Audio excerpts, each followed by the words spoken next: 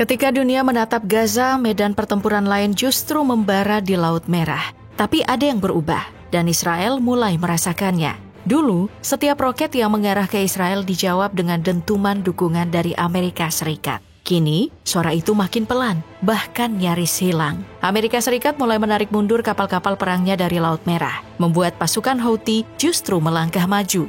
Dalam sebuah video propaganda yang mengguncang, media militer Houthi mengumumkan daftar target mereka, bandara-bandara Israel dari Ben Gurion hingga Ramon di selatan. Ancaman ini bukan hanya simbolik, ini adalah pesan keras. Tapi yang lebih menakutkan bagi Israel bukan rudal dari Yaman, tapi sepinya sinyal dari Gedung Putih. Dan dari Laut Merah hingga langit Israel, inilah kisah tentang ancaman Houthi, kecemasan Israel, dan diamnya Amerika. Awalnya semua tampak seperti strategi biasa dalam perang modern. Gangguan logistik, serangan ke kapal dagang. Tapi yang dilakukan Houthi jauh lebih sistematis. Sejak akhir tahun 2023, Houthi meluncurkan serangkaian serangan ke kapal-kapal yang mereka klaim berkaitan dengan Israel. Tidak peduli berbendera Panama, Yunani atau Inggris, kalau dianggap pro-Israel akan jadi target. Ini berkembang bukan cuma di laut. Sejak Mei, Houthi mengumumkan blokade udara. Drone dan rudal jelajah jarak jauh diluncurkan menargetkan bandara-bandara. Sebagian dicegat, sebagian menghantam wilayah terbuka di selatan Israel. Dampaknya, maskapai dari banyak negara dihentikan. Tapi laut tetap jadi arena konfrontasi utama. Houthi memang tidak punya kekuatan angkatan laut untuk memperlakukan blokade langsung. Tapi Haifa, pelabuhan terbesar di Israel, jadi sasaran utama. Pelabuhan ini diblokade oleh Houthi, diintai. Jalur perdagangan yang dulunya aman berubah menjadi zona perang terbuka. Semua kapal dilarang untuk memuat atau membongkar muatan di pelabuhan terbesar Israel ini. Perusahaan-perusahaan pelayaran global pun menunda rute mereka. Imbasnya, ekonomi Israel mulai tercekik secara perlahan. Tapi di saat yang paling menegangkan ini ada satu hal yang justru membuat Israel terpukul lebih dalam. Mundurnya Amerika Serikat secara perlahan. Padahal, ketika Amerika Serikat memutuskan ikut turun tangan menghadapi Houthi, harapannya jelas, unjuk kekuatan, hentikan serangan, lindungi aliansi. Tapi hasilnya, sebuah catatan mahal dan memalukan. 3 jet FA-18 Super Hornet yang harga per unitnya sekitar $67 juta dihancurkan atau hilang dalam operasi udara maritim di sekitar Laut Merah. Lalu, 7 unit drone MQ-9 Reaper harga per unitnya $30 juta ditembak jatuh oleh rudal Houthi. Total kerugian mencapai $412 juta yang jika dirupiahkan mencapai 6 triliun lebih. Fantastis. Setelah beberapa bulan menyerang balik posisi Houthi dengan kerugian yang sudah mencapai $1 miliar, Amerika mengumumkan pengurangan kehadiran militernya di Laut Merah atas perintah Trump. Tapi, pernyataan yang mengejutkan, Trump sekaligus memuji keberanian Houthi dan secara tidak langsung mengakui kelemahannya. Imbasnya, Israel kini dalam posisi yang tidak pernah dibayangkan, menghadapi blokade militer tanpa kehadiran penuh sekutunya yang dulu selalu ada di belakang setiap tembakan. Dan ketegangan itu meledak lagi. Hari Minggu pagi 25 Mei 2025, langit Israel kembali bergemuruh. Sirene peringatan berbunyi serempak di Yerusalem, perbukitan Hebron, dan kawasan Laut Mati.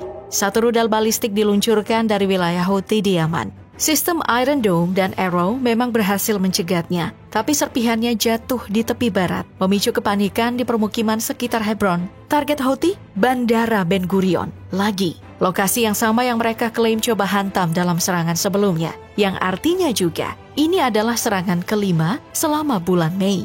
Awal bulan, sebuah rudal Houthi berhasil menembus pertahanan udara dan menghantam area Bandara Ben Gurion, melukai 6 orang. Kali ini tidak ada korban jiwa, tapi juru bicara Houthi menyebut serangannya berhasil menghentikan operasi bandara di seluruh jaringan penerbangan domestik dan internasional selama 1 jam.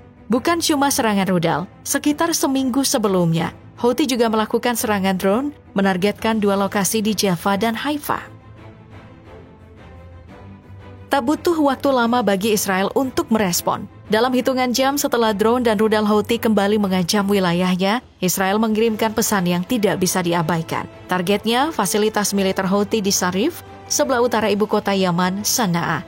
Wilayah ini dikenal sebagai salah satu pusat logistik dan penyimpanan senjata kelompok Houthi. Serangan udara ini menghantam gudang senjata dan infrastruktur militer yang diduga digunakan untuk menyuplai rudal balistik ke arah Israel. Tidak main-main, ledakan ini disebut setara dengan ledakan Beirut. Meski belum ada konfirmasi resmi dari pihak Israel, sumber lokal di Yaman melaporkan kerusakan signifikan di area tersebut dan menyebabkan sekitar 50 orang tewas dan terluka. Tak hanya lewat serangan udara, Israel juga mengintensifkan tekanan lewat retorika yang tajam. Menteri Pertahanan Israel Katz, mengeluarkan ancaman langsung terhadap pemimpin Houthi, Abdul Malik al-Houthi. Pernyataan ini memicu pada serangkaian operasi pembunuhan yang dilakukan oleh Israel terhadap tokoh-tokoh militan di berbagai wilayah, termasuk pembunuhan mantan pemimpin Hamas, Ismail Haniyeh, di Teheran pada Juli 2024. Ancaman ini memicu reaksi keras dari pihak Houthi yang menilai pernyataan Israel sebagai upaya untuk mengalihkan perhatian dari kegagalan di Gaza dan sebagai bentuk agresi yang tidak dapat diterima. Dan sebagai jawaban atas ancaman itu, Houthi tak gentar. Dalam siaran resminya, mereka menyebut upaya pembunuhan terhadap Abdul Malik al-Houthi sebagai perang terbuka yang akan dibalas habis-habisan. Media militer Houthi bahkan kembali menerbitkan daftar target baru Bandara Ben Gurion, Haifa, sampai pusat-pusat infrastruktur gas dan minyak di Israel. Ancaman itu datang bukan dari negara, tapi dari kelompok milisi yang kini berbicara seolah-olah setara dengan kekuatan regional dan bukan sekadar ancaman kosong. Houthi disebut menggunakan rudal balistik jarak menengah jenis Zulfikar dalam beberapa serangan terakhir ke wilayah Israel. Rudal ini bukan buatan Houthi. Ini teknologi Iran. Rudal Zulfikar adalah bagian dari keluarga Fateh 110, sistem rudal presisi buatan Iran. Selain itu, terselip juga kabar adanya keterlibatan rudal hypersonic dalam konflik ini. Entah sudah digunakan atau hanya menunggu waktu. Rudal hypersonic berbeda dengan rudal biasa, melaju lebih dari 5 kali kecepatan suara. Ini tak hanya cepat, tapi hampir mustahil dicegat. Jika benar rudal hypersonic mulai mengisi gudang senjata Houthi, entah langsung dari Iran atau lewat jaringan proksi, maka peta pertahanan udara Israel berada di ujung krisis. Karena bahkan Iron Dome, David Slings, hingga Arrow 3 belum tentu cukup cepat. Namun bukan hanya rudal yang melesat dari langit Yaman. Dalam gelap, ancaman lain ikut bergerak, perlahan, nyaris tanpa suara, tapi mematikan. Drone. Dalam beberapa serangan terakhir, Houthi juga mengerahkan gelombang drone bersenjata untuk menyerang target strategis Israel. Beberapa berhasil dicegat sistem pertahanan Iron Dome dan juga Arrow. Tapi, sebagian lainnya berhasil mencapai sasarannya, membakar kendaraan militer, menutup jalur suplai, bahkan memaksa evakuasi bandara sipil. Pada intinya, perang ini bukan lagi sekadar soal Gaza, bukan sekadar Yaman, tapi jalinan luka dan dendam dari Laut Merah sampai Israel. Dan sekarang, dunia berdiri di persimpangan. Dua jalan terbentang, eskalasi atau deeskalasi. Pertama, eskalasi. Yang mungkin terjadi, Israel terus menyerang posisi Houthi di Yaman. Houthi membalas dengan serangan rudal dan drone ke bandara, pelabuhan, dan kilang Israel. Iran akan memperkuat dukungan logistik drone, rudal, dan kemungkinan teknologi hypersonic. Kemudian, Hezbollah dan milisi Syiah Irak ikut terbuka menyerang dari utara.